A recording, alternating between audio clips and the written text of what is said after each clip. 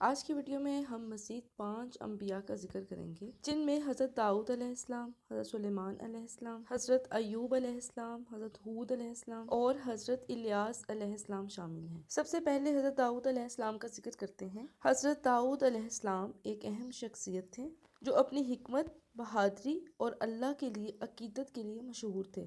10ویں صدی قبل مسیح میں یروشلم میں پیدا ہوئے۔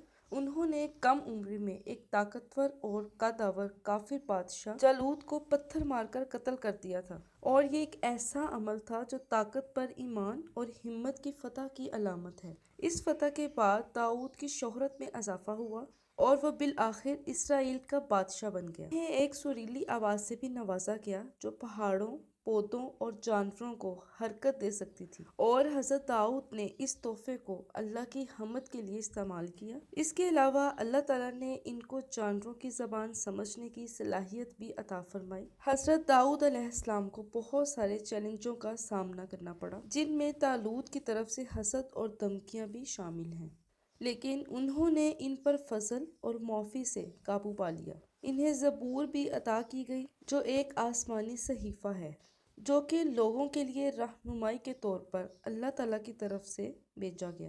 ان کی میراث راست بازی، انصاف اور اللہ کے ساتھ روحانی تعلق کی بہت اہمیت ہے۔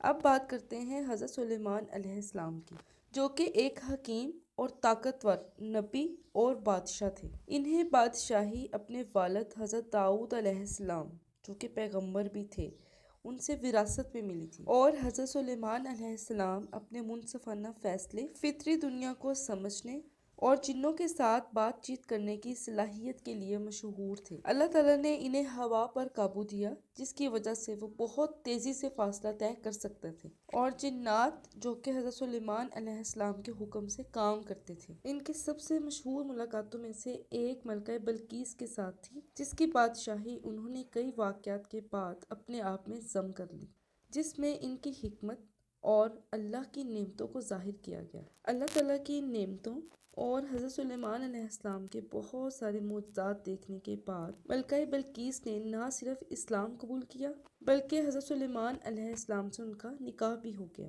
حضرت سلیمان علیہ السلام کی زندگی ان کی غیر معمولی صلاحیتوں، ان کی منصفانہ حکمرانی اور توحید کے لیے ان کی لگن سے نمایاں ہے۔ اب ہم بات کرتے ہیں حضرت ایوب علیہ السلام کی۔ وہ ایک خوشحال آدمی تھے جن کے پاس بہت سی دولت تھی، بڑا خاندان تھا اور بہت اچھی صحت تھی۔ تاہم اللہ کی طرف سے ان کا امتحان ان کے مال کے ضائع ہونے، ان کے بچوں کی موت اور ایک ایسی تکلیف دہ بیماری سے آیا جس نے ان کے دل اور زبان کے علاوہ ان کے پورے جسم کو متاثر کیا، جس سے وہ اللہ کو یاد کیا کرتے تھے۔ اپنی تکالیف کے باوجود حضرت ایوب علیہ السلام اپنے ایمان پر ثابت قدم رہے، کبھی مایوس نہیں ہوئے اور نہ ہی اللہ کی بندگی سے منہ موڑے۔ ان کی کہانی اٹل صبر اور اللہ کی حکمت پر بھروسے کی ہے۔ ان کی استقامت کے اعتراف میں اللہ نے بالآخر ان کی صحت اور دولت کو بحال کر دیا اور انہیں پہلے کی طرح بے شمار خاندان دیا جو صبر اور ایمان کے انعامات کی ایک طاقتور یاد دہانی کے طور پر کام کرتا ہے۔ اب ہم بات کرتے ہیں حضرت ہود علیہ السلام کی۔ حضرت ہود علیہ السلام کو اللہ تعالیٰ نے قوم عاد کی طرف بھیجا تھا، جو اپنی طاقت، کاریگری اور بلند عمارتوں کے لیے مشہور تھے۔ اللہ کے بارے میں جاننے کے بعد وہ اللہ کے ساتھ ساتھ دوسرے معبودوں کی عبادت بھی کرتے تھے۔ ہود علیہ السلام نے توحید کی تبلیغ کی اور انہیں ان کی بت پرستی کے نتائج سے خبردار کیا، لیکن انہوں نے ان کے مقاصد پر سوال اٹھایا اور ان کا مذاق اڑایا۔ جب وہ اپنے تکبر پر قائم رہے تو اللہ نے ایک تباہ کن خشک سالی بھیجی، جس کے بعد ایک زبردست طوفان آیا جس نے کفار کو تباہ کر دیا۔ صرف وفادار ہی بچ گئے جنہوں نے ہود علیہ السلام کی تنبیہات پر عمل کیا۔ یہ کہانی عاجزی اور ایک اللہ کی عبادت کی اہمیت پر زور دیتی ہے۔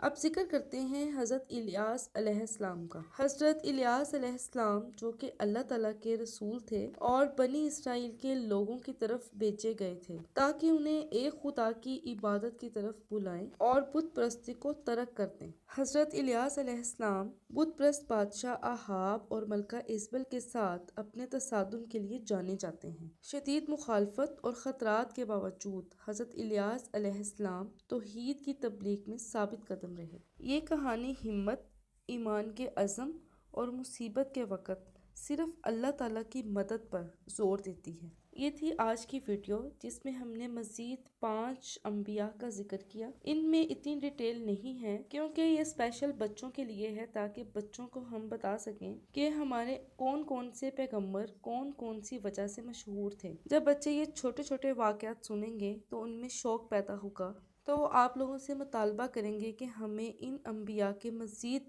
اور بھی واقعات بتائیں۔ تو یہ ایک بہت ہی اچھا طریقہ ہے اپنے بچوں کو انبیاء سے تعارف کرانے کا، تاکہ انہیں اسلام کی ہسٹری جاننے کا شوق پیدا ہو۔ ایک میں نے چھوٹی سی کوشش کی ہے، اللہ تعالیٰ اسے قبول کرے۔ آپ سب لوگوں سے بھی درخواست ہے کہ آپ لوگ پہلے اسے سنیں اور پھر اپنے بچوں کو بتائیں، اور اس چینل کو بھی سبسکرائب کر دیں تاکہ مزید آنے والی انفارمیٹیو ویڈیوز کا نوٹیفیکیشن آپ کو ملتا رہے۔ اللہ حافظ۔